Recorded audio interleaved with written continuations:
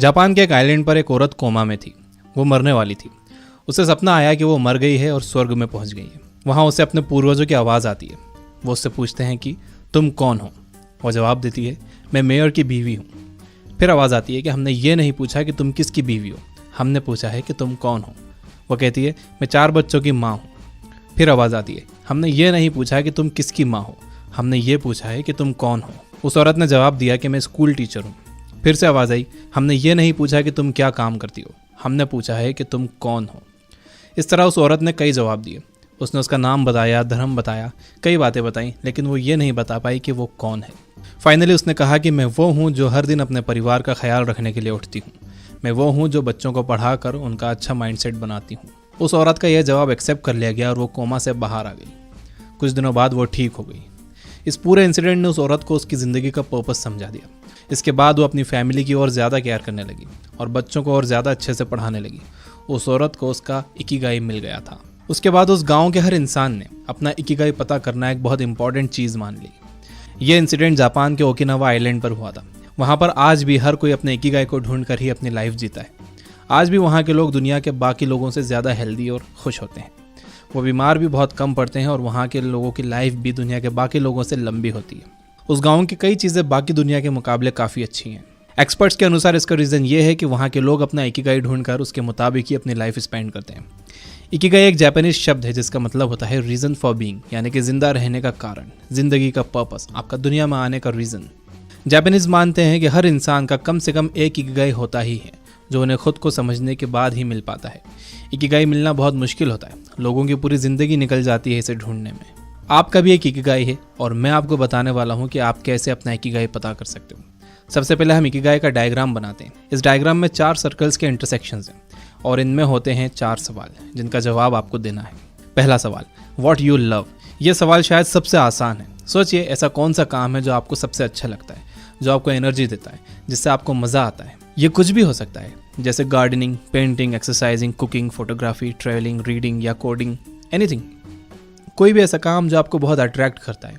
ये आपके ऑफिस का काम हो सकता है, फैमिली का काम हो सकता है, कोई ऐसा काम जिसमें आपने वॉलंटियरिंग की हो या आपके पर्सनल इंटरेस्ट हो सकते हैं। दूसरा सवाल, what you are good at, यानी कि आप कौन से काम में अच्छे हो, कौन से काम के आप एक्सपर्ट हो, आपके पास कौन से स्किल्स हैं। तीसरा सवाल, व्हाट द वर्ल्ड नीड्स। तीसरा सवाल ये पता करने के लिए है कि दुनिया को आज की डेट में किस चीज़ की ज़रूरत है। चौथा और आखिरी सवाल, for what you can get paid. इसमें वो चीज़ें आती हैं जो करके आप पैसे कमाते हो, जिसके बदले लोग आपको पैसे देते हैं, या आपको लगता है कि उस काम के बदले लोग आपको पैसे दे सकते हैं। फर्स्ट और थर्ड क्वेश्चन, मतलब व्हाट यू लव और व्हाट द वर्ल्ड नीड्स के बीच का इंटरसेक्शन में जो काम आएंगे वो आपकी लाइफ के मिशंस होंगे। मतलब व्हाट यू लव और व्हाट द वर्ल्ड नीड के सर्कल में जो कॉमन काम है वो आपकी लाइफ के मिशन होंगे। थर्ड और फोर्थ सर्कल के कॉमन कामों को कहते हैं वोकेशन, जो कि इन दोनों के बीच के इंटरसेक्शन में आते हैं, यानी कि ऐसे काम जिसकी दुनिया को ज़रूरत भी है और उसके लिए लोग आपको पैसे देने के लिए भी तैयार होंगे। फोर्थ और सेकंड सर्कल के बीच के इंटरसेक्शन को कहते हैं प्रोफेशन, यानी कि ऐसे काम जिसमें आप अच्छे भी हो, एक्सपर्ट भी हो और जिसके लिए लोग आपको पैसे देने के लिए भी तैयार हैं या होंगे। ये काम होंगे आपका प्रोफेशन। लास्टली, फर्स्ट और सेकंड सर्कल के इंटरसेक्शन को कहते हैं पैशन, यानी कि ऐसे काम जिनमें आप एक्सपर्ट भी हो और आपको उन कामों से प्यार भी है, वो होता है आपका पैशन। एक बार जब आप अपना पैशन ढूंढ लोगे तो अपना इकिगाई ढूंढना आपके लिए आसान हो जाएगा और आगे मैं आपसे पैशन के बारे में ही बात करने वाला हूँ। तो सबसे पहली बात, आपको अपना पैशन जानने के लिए खुद को जानना होगा, अपनी पर्सनालिटी को जानना होगा। नाकाम लोगों की एक खराबी ये होती है कि वो खुद के बारे में नहीं जानते। और दूसरी बात, आपको ये ध्यान देना होगा कि आप अपना ज़्यादातर टाइम कहाँ बिताते हो, क्या करते हुए बिताते हो। अगेन, नाकाम लोगों की ये भी एक खराबी होती है कि उन्हें पता ही नहीं होता है कि वो अपना टाइम कहाँ बिता देते हैं, उनका दिन कैसे निकल जाता है। इन्हीं 2 वजहों से लोग आगे नहीं बढ़ पाते। सभी कामयाब लोग, बल्कि महान लोग जो पुराने ज़माने में भी हुए, जो आज भी हैं, उन सब का भी यही कहना है कि जब तक इंसान खुद को नहीं जान लेता वो आगे नहीं बढ़ सकता। अब यहाँ से आप एक पेन और एक कॉपी लो। यहाँ पर अब जो मैं आपको बताने वाला हूँ वो आपको लिखना होगा। आप लिखोगे तो आगे वाला पार्ट आप आसानी से समझ सकोगे और ख़ुद को भी आसानी से समझ सकोगे। और जो आप सीख रहे हो वो लिखना एक अच्छी आदत है, कामयाब लोगों की आदत है। पैशन ना मिल पाने का सबसे बड़ा रीज़न ये है कि लोग उन कामों में अपना ज़्यादातर समय लगा देते हैं जिन्हें ना तो वो पसंद करते हैं और ना ही वो उन कामों में अच्छे होते हैं। तो यही देखने के लिए कि आप अपना समय कहाँ लगा रहे हो, हम एक एक्सरसाइज करेंगे। सो आई होप कि आपके पास पेन और पेपर रेडी है। तो सबसे पहले आप एक बड़ा स्क्वायर बनाओ और उस स्क्वायर को 4 स्क्वायर्स में डिवाइड करो। पहले स्क्वायर में ऊपर लिखो, ये काम मुझे पसंद है और इनका मैं एक्सपर्ट भी हूँ। इस स्क्वायर में आप वो सारी चीज़ें लिखो जिन्हें करना आपको बहुत अच्छा लगता है और आप इन कामों के एक्सपर्ट हो। फॉर एग्जाम्पल हो सकता है कि आपको फोटोग्राफी करना पसंद हो या कुकिंग करना पसंद हो, कोडिंग या पेंटिंग करना पसंद हो और आप इनमें एक्सपर्ट भी हो। तो ऐसी चीज़ें जिनमें आप बहुत अच्छे हो और आपको करने में वो मज़ा आता है, इस स्क्वायर में लिख दो। दूसरे स्क्वायर में ऊपर लिखो, ये काम मुझे पसंद है लेकिन मुझे अच्छे से करना नहीं आते। यानी कि ऐसे काम जिन्हें आप बहुत पसंद करते हो लेकिन वो आपको करना नहीं आते हैं तो अच्छी तरह नहीं आते, लेकिन आपका दिल बहुत करता है वो काम करने के लिए। हो सकता है कि आपको कोडिंग अट्रैक्ट करती हो लेकिन आप उसमें अच्छे नहीं हो सकता है कि आपको इंटीरियर डिजाइनिंग पसंद हो लेकिन आप उसमें अच्छे नहीं हो सकता है कि आप एक पब्लिक स्पीकर बनना चाहते हो। तीसरे स्क्वायर में ऊपर लिखो, ये काम मुझे पसंद नहीं है लेकिन ये मुझे करना आते हैं। यानी कि ऐसी चीज़ है जो आपको पसंद नहीं है लेकिन मजबूरी में करना पड़ती है। जैसे कि हो सकता है कि आपको कोडिंग करना पसंद नहीं है लेकिन आप कोडिंग में अच्छे हो और वो आपको एज ए जॉब करना पड़ती है। तो ऐसी चीज़ें सोच कर लिख दो जो आपको पसंद नहीं है लेकिन फिर भी आपको करना पड़ती हैं। चौथे स्क्वायर में ऊपर लिखो, ये काम मुझे पसंद भी नहीं है और ये मुझे अच्छे से करना आते भी नहीं है। यानी कि ऐसी चीज़ें जो आपको पसंद भी नहीं है और आप उसके एक्सपर्ट भी नहीं हो, आपको वो करना भी नहीं आती है, फिर भी आपको ये करना पड़ती है मजबूरी में। जैसे कि आपको अपना रूम साफ़ करना पड़ता है। हो सकता है कि आपको रूम साफ़ करना पसंद ना हो और यह आपको आता भी ना हो। तो इन चारों स्क्वायर्स में आराम से सोच कर अपने जवाब लिखो, कोई जल्दी नहीं। आप ये वीडियो पॉज कर सकते हो। जब आप ये लिख लो तो देखो कि आप अपना ज़्यादातर समय कौन से काम करते हुए बिताते हो। कितना समय आप वो काम करते हो जिसमें आप अच्छे भी हो और वो आपको पसंद भी है। कितना समय आप वो काम करते हो जो आपको पसंद नहीं है। जैसा कि मैंने पहले कहा कि ज़्यादातर लोग जो काम उन्हें पसंद नहीं है वो करने में अपना समय बिताते हैं, इसलिए उन्हें अपना पैशन नहीं मिल पाता। यानी वो लोग नीचे वाले 2 स्क्वायर्स में अपना ज़्यादातर टाइम लगाते हैं। आपको अपना पैशन ढूंढना है तो आपको ऊपर वाले 2 स्क्वायर्स वाले कामों को करने में ज़्यादा टाइम देना होगा। बिना अपनी करंट जॉब को छोड़े हुए आपको ये कोशिश करनी होगी कि आप ऊपर वाले स्क्वायर्स में दिए गए कामों को करने के लिए टाइम निकालो। अब देखो, लॉकडाउन में आपके पास टाइम ही टाइम है। पहले तो बहाना होता था कि मेरे पास टाइम नहीं है। स्टिल अगर आपको लग रहा है कि टाइम नहीं है तो मैं आपको बता दूं, अगर आप टीवी, न्यूज़, सीरियल्स देखना थोड़ा कम कर दोगे तो आपके पास काफ़ी टाइम बच जाएगा। अब हो सकता है कि आपने ऊपर के 2 स्क्वायर्स में कई काम लिखे हों। आपको उन कामों में से सिर्फ उस पर फोकस करना चाहिए जिसको आप ज़्यादा एंजॉय करते हो, जिसको आप बहुत ज़्यादा पसंद करते हो और जिससे आप आगे चलकर पैसे भी कमा सकते हो और वो काम करके कोई ऑलरेडी बहुत पैसे कमा रहा भी हो। फिर आपको उस काम पर और उस आदमी पर रिसर्च करनी चाहिए कि वो आखिर में ये सब कैसे कर रहा है और आपको भी वैसा ही करना चाहिए। अब जैसे कि मैंने पहले कहा कि अपना पैशन पता करने के लिए आपको खुद को जानना बहुत ज़रूरी है। तो सेकंड एक्सरसाइज जो मैं आपको करवाने वाला हूँ वो एक पर्सनालिटी टेस्ट है। इसे करने के बाद आप खुद को बेहतर तरीके से जान सकोगे। ये एक बहुत फेमस पर्सनालिटी टेस्ट है। इसे कहते हैं डिस्क टेस्ट, DISC। ये पर्सनालिटी टेस्ट बेस्ड है 2 बेसिक ऑब्जर्वेशंस पर। पहला ये कि आप आउटगोइंग हो या आप रिजर्व्ड हो, यानी कि आप बाहर जाना, लोगों से मिलना जुलना ज़्यादा पसंद करते हो या आप घर में रहना पसंद करते हो, बस कुछ खास लोगों के साथ ही टाइम बिताना पसंद करते हो। आउटगोइंग लोग किसी को भी जल्दी से अपना दोस्त बना लेते हैं। ये लोग हमेशा कहीं बाहर जाने के लिए तैयार रहते हैं, बल्कि यही लोग बाहर जाने के प्लान्स बनाने वाले होते हैं और दूसरे लोगों को भी ये अपने साथ शामिल कर लेते हैं। रिजर्व लोग घर में रहना पसंद करते हैं। अगर आपको इन्हें कहीं घूमने ले जाना है तो ये बहुत मुश्किल से मानते हैं।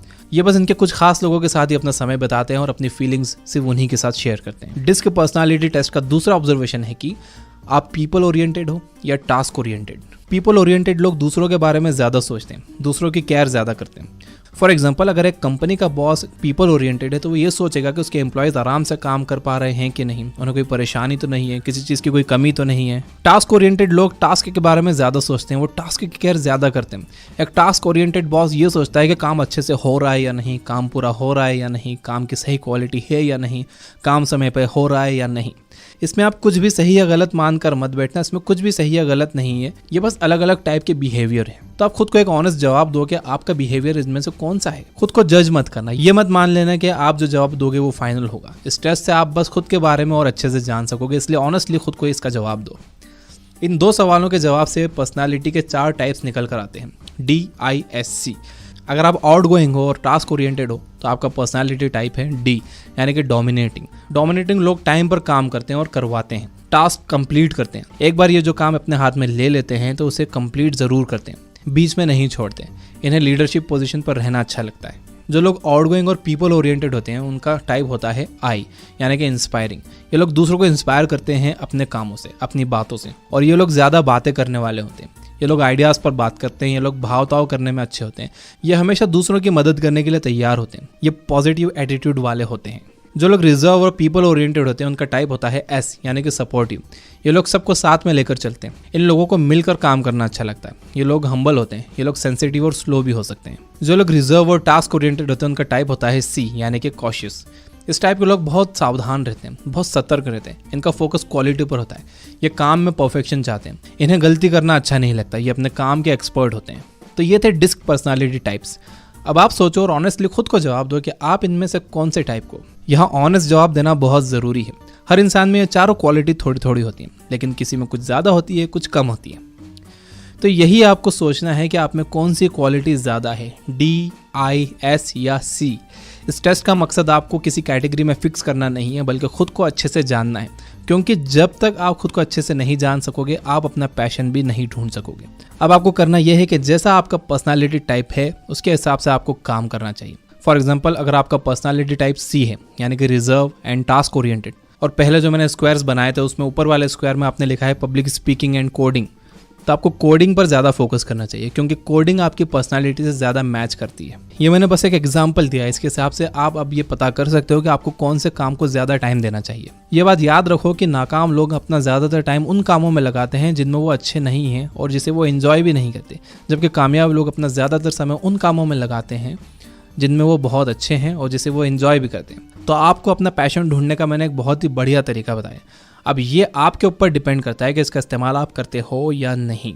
पैशन ढूंढना क्यों ज़रूरी है, इस पर आप अगर एक मोटिवेशनल वीडियो देखना चाहते हो तो मैंने नेवर क्विट चैनल का वीडियो का लिंक डिस्क्रिप्शन में दे रखा है और एंड स्क्रीन पर भी दिया है, वो आप ज़रूर देखिए।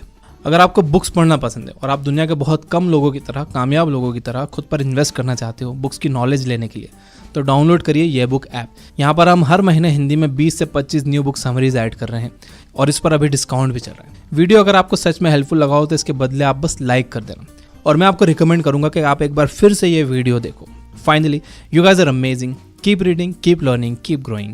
Thank you for watching.